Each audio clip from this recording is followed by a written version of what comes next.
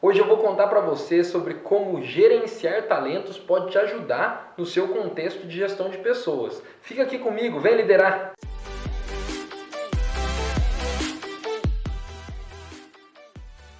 Bem-vindo, bem-vinda! Hoje eu quero conversar com vocês sobre talentos, competência, gestão de pessoas, liderança e sobre como fazer tudo isso funcionar dentro de um contexto em que você, como protagonista, como líder, pode fazer a diferença. Mas antes da gente começar a falar sobre isso, se inscreve aí no canal, ativa a notificação, dá um like aqui pra gente, só para saber se a gente está produzindo um conteúdo bacana. Mas, acima de tudo, se inscreve para poder sempre receber os vídeos, para poder sempre estar ligado em conteúdos novos que podem certamente te ajudar no seu dia a dia profissional, beleza? Mas vamos lá, no vídeo de hoje eu vou falar para vocês um pouco sobre o que envolve o conceito de capital humano, né? Para a gente construir um bom capital humano dentro de uma equipe, dentro de uma organização, a gente precisa se preocupar com algumas coisas. E quando a gente pensa em capital humano, logo de cara já vem a ideia de pessoas boas, né? Para eu ter um bom capital humano, talvez eu tenha que ter pessoas de qualidade, pessoas dotadas de talento, de capacidade, etc. É verdade. De fato, uma das coisas que vai ajudar você a ter um bom capital humano dentro do contexto que você está analisando é que você tenha pessoas dotadas de competência. Mas antes disso, a gente precisa entender o que de fato é competência. Eu sei que é um conceito massivamente divulgado por aí, mas é fundamental que a gente reprise ele e que a gente também talvez traga uma nova ótica sobre ele para que a gente possa olhar para as pessoas à nossa volta e ajudá-las dentro de suas respectivas dificuldades ou projetá-las dentro de suas respectivas virtudes, certo? Competência tem aquele conceito tradicional que a gente já conhece, o chá. Conhecimento, habilidade e atitude. Essa ideia de que competência é chá não está incorreta, mas está caindo por terra porque ela está incompleta, na verdade. Então a gente pode dizer sim que uma pessoa competente é aquela que detém conhecimento, habilidade sobre algo, quando tem que fazer algo se projeta, se predispõe, age, tem atitude, que é o clássico, o saber fazer e o querer fazer. Mas a gente tem uma vírgula aí importante de ser colocada, que dentro desse conceito de ter conhecimento, ter habilidade, ter atitude, a pessoa tem que ter um bom julgamento crítico sobre o trabalho. E esse bom julgamento crítico sobre o trabalho é o acréscimo de mais duas letras ao chá, que é agregar valor na entrega. Então, para que a gente considere um colaborador, uma colaboradora, um talento, para que a gente considere que essa pessoa seja uma pessoa detentora de talentos, a gente vai avaliar esses 5 critérios. Essa pessoa é uma pessoa que detém conhecimentos, habilidades e atitudes que agregam valor na hora dela entregar algo.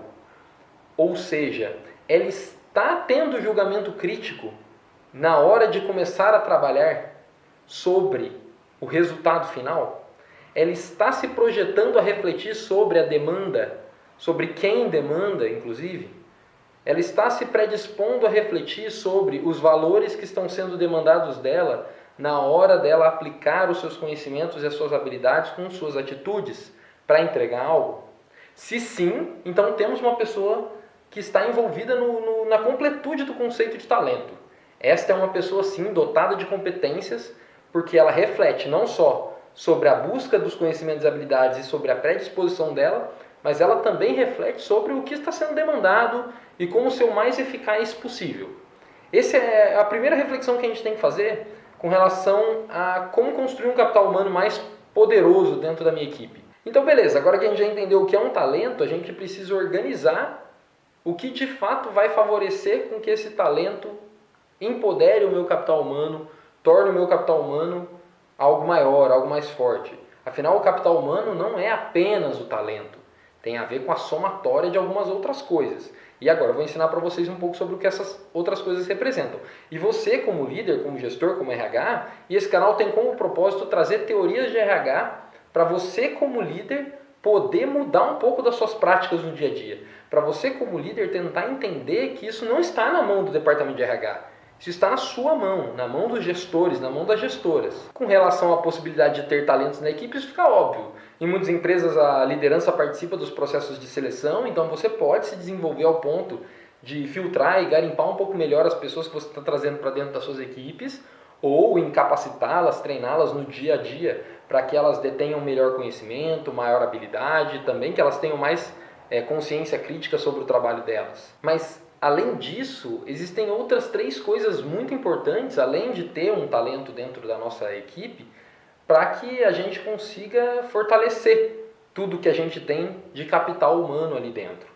E esses 3 fatores são os seguintes. O primeiro fator é ter uma arquitetura organizacional compatível com o que esses talentos estão esperando, necessitando, buscando.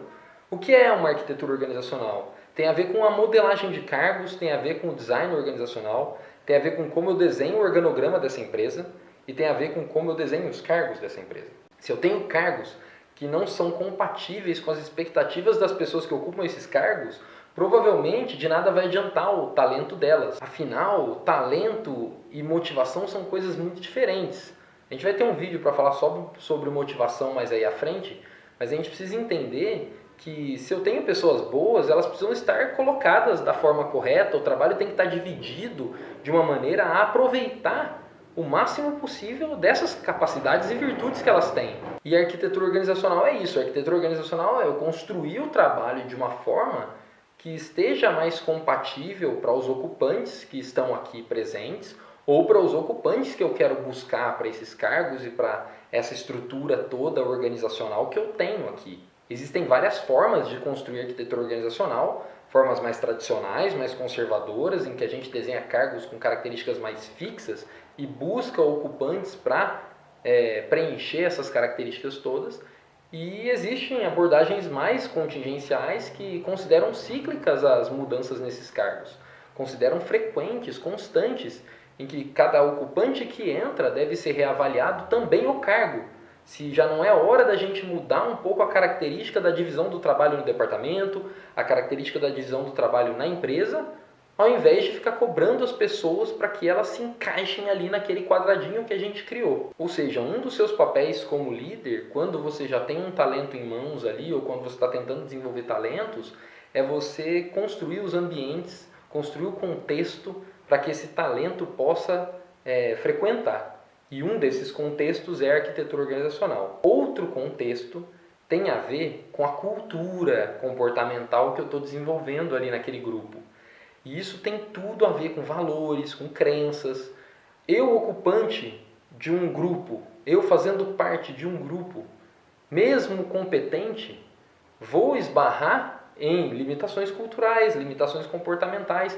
E isso pode atrapalhar, e com certeza vai, a construção de maior produtividade, de maior performance e, consequentemente, de considerarmos que o capital humano nosso é forte ou não é forte. Se eu trago alguém com talento, com competência para dentro do meu grupo e os valores não estão batendo, os valores sobre como as pessoas devem se comportar em um grupo, sobre respeito, sobre honestidade, sobre integridade, sobre ética em geral, se isso não está batendo, provavelmente esses talentos vão acabar se tornando muito menores, inclusive, do que eles de fato são, por uma questão motivacional. O contexto é o que traz toda essa perspectiva motivacional para os talentos poderem explorar o trabalho melhor. E, inclusive, é através dessa compatibilidade cultural, dessa compatibilidade de valores, que também se constrói credibilidade entre os pares, entre os líderes e os liderados.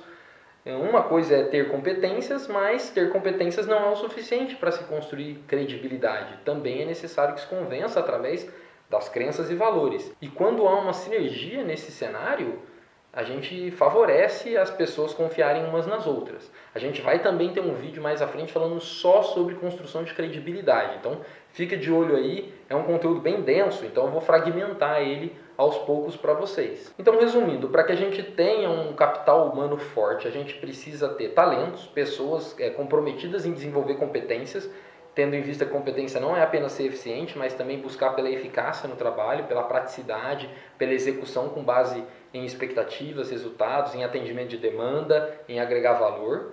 E essas pessoas, elas vão corroborar para a construção do meu capital humano se eu tiver um contexto organizacional. Esse contexto é composto tanto da arquitetura organizacional quanto da cultura comportamental que a gente tem ali. Mas tem mais um item ainda, que é totalmente adequado ao que nós falamos aqui. A gente vai chamar ele de estilo de gestão. Sempre falo isso, não existe jeito certo nem jeito errado de liderar. Liderança é construir resultados através de autoridade. Se o grupo vê autoridade em você pela sua forma de liderar, você está fazendo certo. Se o grupo não vê autoridade em você, você está fazendo errado. Você está tentando liderar da forma errada aquele grupo. Então, o seu estilo de gestão compatível às expectativas do meio é que vai fazer com que o meio produza mais, com que o meio se entregue mais ao trabalho. E não apenas a sua forma de liderar é importante, mas também a estrutura de poder que a gente construiu. Como essa empresa preparou em forma de diretrizes, em forma cultural, as pessoas para lidar com o poder. Será que existem limitações com relação ao poder? É como um sistema de governo. O governo que a gente vive hoje é presidencialista. Então, tanto faz o seu estilo de gestão. O limite do seu poder está bem determinado. Se você for um líder mais agressivo ou menos agressivo, mais autocrático ou menos democrático, isso não muda nada com relação a até onde eu coloquei estrategicamente, aí eu estou falando do RH, até onde eu coloquei os limites de poder e os limites democráticos dessas relações. Você, se for um líder mais liberal, vai inclusive transcender para menos esse limite de poder. Você vai dizer, tá bom, eu tenho até aqui para usar o poder, mas eu escolho usar menos. Isso é seu estilo de liderança. Mas é importante que a gente coloque os limites. É importante que a gente determine até onde vai o uso do poder dentro das organizações, quem tem autonomia para o quê, para que não haja bateção de cabeça, para que não haja troca de farpas com relação a isso. E vocês já estão careca de saber, já frequentaram o mercado de trabalho e sabem como isso é comum. Como essa briga pelo poder, pela autoridade, pela autonomia em determinado contexto é comum e gera problemas muito catastróficos. Não naqueles que estão brigando pelo poder, mas sim naqueles que não tem nada a ver com isso, que só são talentos querendo trabalhar e que acabam sendo impactados diretamente por essas vaidades todas existentes. Então, dentro do que é construir capital humano, está ter talentos que estejam compatíveis com a nossa arquitetura organizacional, com a nossa cultura comportamental e com as nossas formas de liderar, com as nossas formas de fazer gestão e com todo o poder que envolve isso. Claro que um líder pode aprender a ler as demandas, as necessidades das pessoas que estão à volta dele e adaptar o seu estilo de liderança para um, para outro, até conseguir construir a autoridade suficiente para que todo mundo o compreenda. Isso toma um certo tempo e que ele possa ser um pouco mais uníssono na forma de liderar e todo mundo está falando a mesma linguagem. Construir cultura demora tanto tempo por causa disso. A gente tem que ir acessando pessoas para trazê-las para nós, para trazê-las para a nossa ideia. E esse movimento de trazê-las para a nossa ideia tem um propósito, todo mundo falar a mesma linguagem, todo mundo ter as expectativas o mais parecidas possível. Mas até chegar lá, a gente tem um trabalho de adaptabilidade muito forte, a gente tem um trabalho de respeitar os limites de cada um muito forte. E que bom se a gente conseguir chegar lá. Mas na dúvida, aprenda a ser flexível, aprenda a ser maleável, porque os talentos não vão ser o suficiente. Ter pessoas talentosas não vai ser o suficiente. A desmotivação pode fazer com que elas se tornem menos talentosas. As pessoas não são, elas estão as coisas. Então, se alguém da sua equipe é bom, cuidado, cuida, porque pode ficar ruim. Pode ficar muito pior do que você imagina. Por culpa nossa, por culpa da gente não se preocupar com coisas que vão além das pessoas que estão trabalhando. Claro que cada uma dessas pessoas também tem suas responsabilidades individuais e tem que refletir sobre a forma como elas trabalham, sobre a resiliência que elas têm que ter sobre todas essas coisas que eu estou falando, mas você não pode depender exclusivamente dessas reflexões. E aos poucos tem que ir construindo isso, devagar e com bastante cautela, para que não se percam pessoas que podem se tornar grandes talentos. Tudo isso dentro, obviamente, das possibilidades que a organização te dá, das possibilidades que você tem dentro de um tempo, dentro de uma meta produtiva. Né? Não sacrifique, obviamente, todas as coisas à sua volta em prol de uma única visão de mundo, que é essa que eu estou passando para vocês.